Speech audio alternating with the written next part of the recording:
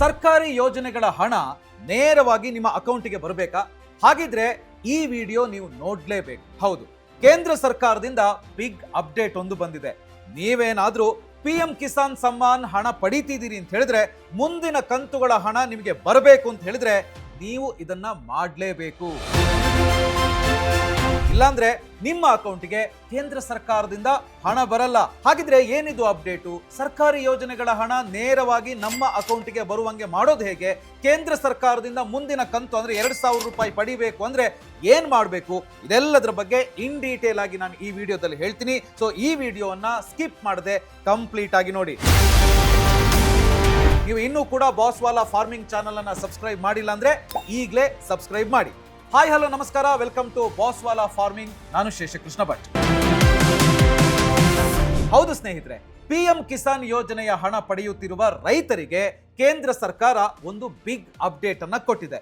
ನೀವು ಮುಂದಿನ ಕಂತುಗಳ ಹಣವನ್ನ ಯಾವುದೇ ಅಡೆತಡೆ ಇಲ್ಲದೆ ಪಡಿಬೇಕು ಅಂತ ಹೇಳಿದ್ರೆ ನೀವು ವಿಶಿಷ್ಟ ರೈತ ಗುರುತಿನ ಚೀಟಿ ಅಥವಾ ರೈತ ID ಬಗ್ಗೆ ತಿಳಿದುಕೊಳ್ಳಲೇಬೇಕು.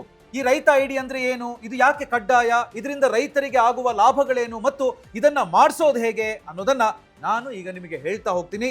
ಇದನ್ನ ಗಮನವಿಟ್ಟು ಕೇಳಿ, ಇದು ರೈತರಿಗೆ ತುಂಬಾನೇ ಇಂಪಾರ್ಟೆಂಟ್. ಸೊ ಮೊದಲನೇದಾಗಿ ಏನಿದು ರೈತ ID? ಏನಿದು ರೈತ ID ಅಂತ ಹೇಳಿ ನೋಡೋದಿದ್ರೆ, ಇದು PM ಕಿಸಾನ್ ಯೋಜನೆಯಲ್ಲಿ ಪಾರದರ್ಶಕತೆಯನ್ನು ತರೋದಿಕ್ಕೆ ಕೇಂದ್ರ ಸರ್ಕಾರ ಜಾರಿಗೆ ತಂದಿರುವ ಒಂದು ಡಿಜಿಟಲ್ ಸಂಖ್ಯೆ. ಕೇಂದ್ರ ಸರ್ಕಾರದ ಅಗ್ರಿ ಸ್ಟ್ಯಾಕ್ ಅನ್ನೋ ಯೋಜನೆಯಡಿ ಈ ಡಿಜಿಟಲ್ ಐಡಿಯನ್ನ ನೀಡಲಾಗ್ತಾ ಇದೆ. ಇದು ನಿಮ್ಮ ಆಧಾರ್ ಕಾರ್ಡು ಮತ್ತೆ ಭೂ ದಾಖಲೆಗಳಾದ RTC ಜೊತೆಗೆ ನೇರವಾಗಿ ಲಿಂಕ್ ಆಗಿರುತ್ತೆ. ಅಷ್ಟೇ ಅಲ್ಲ, ನಿಮ್ಮ ಬ್ಯಾಂಕ್ ಡೀಟೇಲ್ಸ್ ಕೂಡ ಇದರಲ್ಲಿ ಇರುತ್ತೆ. ನೋಡಿ, ಕರ್ನಾಟಕದಲ್ಲಿ ಈಗಾಗಲೇ ಚಾಲ್ತಿಯಲ್ಲಿರೋ ಫ್ರೂಟ್ಸ್ FRUITS ID ಹೇಗಿದೆಯೋ ಅದೇ ಮಾದರಿಯಲ್ಲಿ ಈಗ ದೇಶಾದ್ಯಂತ ಈ ರೈತ ID ಜಾರಿಗೆ ಬರ್ತಾ ಇದೆ. ಈ ID ಯಾಕೆ ಬೇಕು? ನೋಡಿ ಸ್ನೇಹಿತರೆ, ಈ ID ತರೋದಕ್ಕೆ ಮುಖ್ಯ ಕಾರಣ ಏನು ಅಂತ ಹೇಳಿದ್ರೆ, ನಕಲಿ ಫಲಾನುಭವಿಗಳನ್ನ ಪತ್ತೆ ಹಚ್ಚೋದು. ನೋಡಿ, ಎಷ್ಟೋ ಸಲ ಏನಾಗುತ್ತೆ ಅಂತ ಹೇಳಿದ್ರೆ, ಸರ್ಕಾರ ಜನರಿಗೋಸ್ಕರ ರೈತರಿಗೋಸ್ಕರ ಹಲವಾರು ಯೋಜನೆಗಳನ್ನ ತರ್ತಾ ಇರುತ್ತೆ.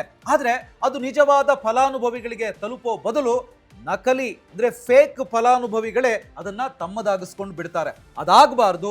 ನಿಜವಾದ ಫಲಾನುಭವಿಗಳಿಗೆ ಅದು ಸಿಗಬೇಕು ಅಂತ ಹೇಳುವ ಕಾರಣಕ್ಕೆ ಸರ್ಕಾರ ಈ ರೈತ ಐಡಿಯನ್ನ ತಂದಿದೆ. ಹಾಗಿದ್ರೆ ಇದು ಹೇಗೆ ವರ್ಕ್ ಆಗುತ್ತೆ ಅಂತ ಹೇಳಿ ನೀವು ಕೇಳ್ಬೋದು. ಸೊ ಈಗ ನಾವು ಅದನ್ನ ನೋಡ್ತಾ ಹೋಗೋಣ. ನೋಡಿ, ಒಂದು ರಾಷ್ಟ್ರ ಒಂದು ರೈತ ID.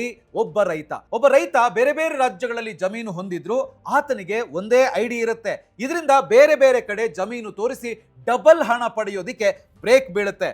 ನಕಲಿ ತಡೆ. ನೋಡಿ, ಒಂದೇ ಕುಟುಂಬದಲ್ಲಿ ಗಂಡ ಮತ್ತು ಹೆಂಡತಿ ಇಬ್ರು ಕೂಡ ಹಣ ಪಡಿತಾ ಇದ್ರೆ ಅಂಥವರನ್ನ ಗುರುತಿಸಿ ಒಂದನ್ನ ರದ್ದು ಮಾಡಲಾಗುತ್ತೆ. ಯಾಕಂದ್ರೆ ನಿಯಮದ ಪ್ರಕಾರ ಒಂದು ಕುಟುಂಬಕ್ಕೆ ವರ್ಷಕ್ಕೆ 6,000 ರೂಪಾಯಿ ಮಾತ್ರ ಸಿಗಬೇಕು.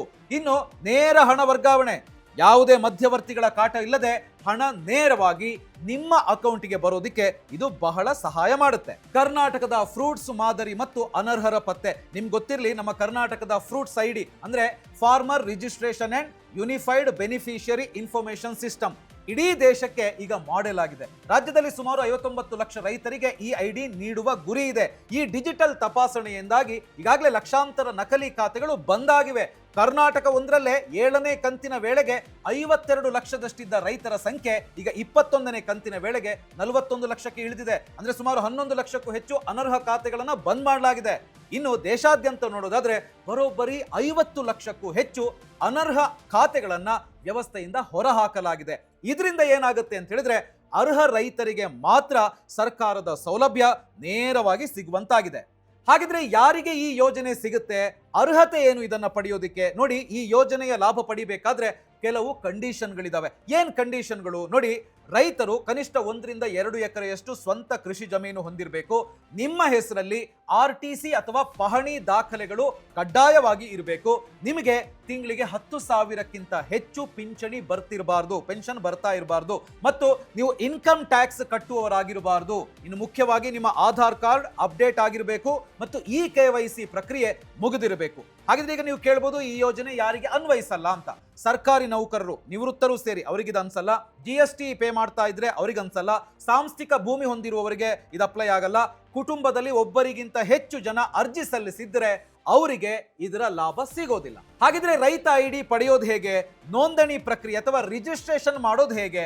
ಎಸ್, ಹಾಗಿದ್ರೆ ಈ ರೈತ ಐಡಿ ಪಡೆಯೋದು ಹೇಗೆ ಅಂತ ಹೇಳ್ತೀರಾ? ಸೊ ತುಂಬಾನೇ ಸುಲಭ, ತುಂಬಾನೇ ಸಿಂಪಲ್. ಈ ಸ್ಟೆಪ್ಸ್ ಅನ್ನ ಫಾಲೋ ಮಾಡಿ. ಮೊದಲು PM ಕಿಸಾನ್ ಅಧಿಕೃತ ವೆಬ್ಸೈಟ್, ಸೊ ಈಗ ಸ್ಕ್ರೀನ್ ಮೇಲೆ ನಾನು ನಿಮಗೆ ತೋರಿಸ್ತಾ ಇದ್ದೀನಿ, ಆ ವೆಬ್ಸೈಟ್ ಲಿಂಕ್ pmkisan.gov.in, ಇದಕ್ಕೆ ನೀವು ಭೇಟಿ ನೀಡಬೇಕು.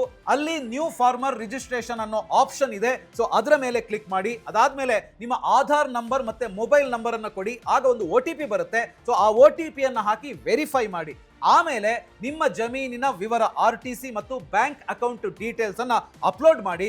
ನೀವು ಕೊಟ್ಟ ಮಾಹಿತಿ ಸರಿಯಾಗಿದ್ರೆ ಅಧಿಕಾರಿಗಳು ಪರಿಶೀಲನೆ ಮಾಡಿ ನಿಮಗೆ ಒಂದು ವಿಶಿಷ್ಟ ರೈತ ಐಡಿಯನ್ನ ಕೊಡ್ತಾರೆ ಅಷ್ಟೇ. ಸೊ ಫೈನಲಿ ನೆನಪಿಡಿ, ಮುಂದಿನ ಕಂತಿನ ಹಣ ಪಾವತಿ ವಿಳಂಬವಾಗಬಾರ್ದು. ಜೊತೆಗೆ ಸರ್ಕಾರಿ ಯೋಜನೆಗಳ ಹಣ ನೇರವಾಗಿ ನಿಮ್ಮ ಅಕೌಂಟ್ಗೆ ಬರಬೇಕು ಅಂತ ಹೇಳುವಂತದ್ದು ನಿಮಗಿದ್ರೆ ಇವತ್ತೇ ನೀವು ಈ KYC ಅನ್ನ ಮಾಡಿಸಿ ಮತ್ತು ನಿಮ್ಮ ರೈತ ID ಅಪ್ಡೇಟ್ ಆಗಿದೆಯಾ ಅಂತ ಹೇಳುವಂಥದ್ದನ್ನ ಚೆಕ್ ಮಾಡ್ಕೊಳ್ಳಿ. ಅಪ್ಡೇಟ್ ಆಗಿಲ್ಲ ಅಂತ ಹೇಳಿದ್ರೆ ಅಪ್ಡೇಟ್ ಮಾಡ್ಕೊಳ್ಳಿ. ಇದು ನಿಮಗೆ ತುಂಬಾನೇ ಸಹಾಯ ಆಗುತ್ತೆ.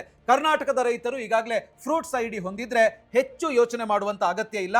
ಆದ್ರೂ ಕೂಡ ಒಂದ್ಸರ್ತಿ ಸ್ಟೇಟಸ್ ಚೆಕ್ ಮಾಡ್ಕೊಳ್ಳೋದು ತುಂಬಾನೇ ಒಳ್ಳೆಯದು. ಸೊ ಈ ಮಾಹಿತಿ ನಿಮಗೆ ಉಪಯುಕ್ತ ಅಂತ ಅನ್ಸಿದ್ರೆ ಕೂಡಲೇ ಇದಕ್ಕೊಂದು ಲೈಕ್ ಕೊಡಿ. ಅಷ್ಟೇ ಅಲ್ಲ, ನಮ್ಮ ರೈತ ಬಾಂಧವರಿಗೆ ಇದನ್ನ ಶೇರ್ ಮಾಡಿ. ಇದರಿಂದ ಎಲ್ಲಾ ರೈತರಿಗೂ ಕೂಡ ಸಹಾಯ ಆಗುತ್ತೆ, ಹೆಲ್ಪ್ ಆಗುತ್ತೆ, ಬೆನಿಫಿಟ್ ಸಿಗುತ್ತೆ. ಸೊ ಅಷ್ಟೇ ಅಲ್ಲ, ಬಾಸ್ವಾಲಾ ಫಾರ್ಮಿಂಗ್ ಚಾನಲ್ ಅನ್ನ ಈಗಲೇ ಸಬ್ಸ್ಕ್ರೈಬ್ ಮಾಡಿ.